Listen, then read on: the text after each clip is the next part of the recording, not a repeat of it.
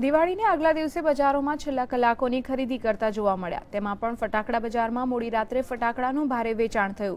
છેલ્લા સમયની ખરીદી કરતા આ લોકો સરહદ પર આપણી રક્ષા કરતા જવાનોને સમર્થન આપતા પણ જોવા મળ્યા.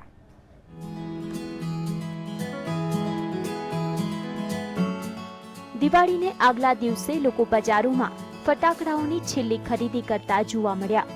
અમદાવાદના રાયપુર બજારમાં મોડી રાત સુધી ફટાકડાનું ધૂમ વેચાણ થયું.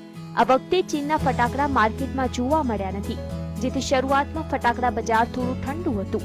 પણ ગઈકાલે રાત્રે મોટી સંખ્યામાં લોકો પોતાના બાળકો સાથે ફટાકડાની ખરીદી કરતા જોવા મળ્યા હતા. ચાઇનાની નથી કરી. સારું છે કે ચાઇના પર બેન છે. અમે જે રેગ્યુલર લઈએ છીએ, ચક્કડી છે, કોટી છે, તારામંડળ છે, રોકેટ છે.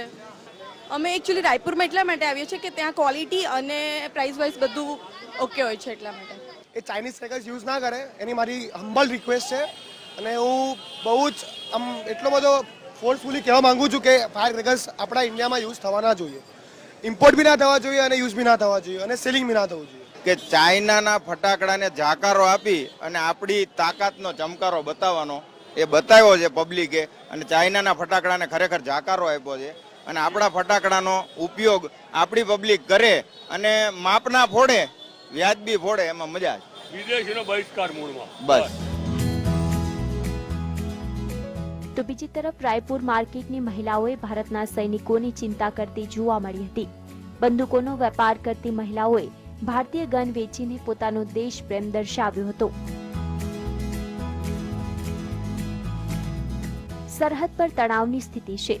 એવા સમયે ચીન પાકિસ્તાનને સમર્થન આપી રહ્યું છે, તો બીજી તરફ આપણા જવાનો સરહદ લડતા લડતા શહીદ થઈ રહ્યા છે.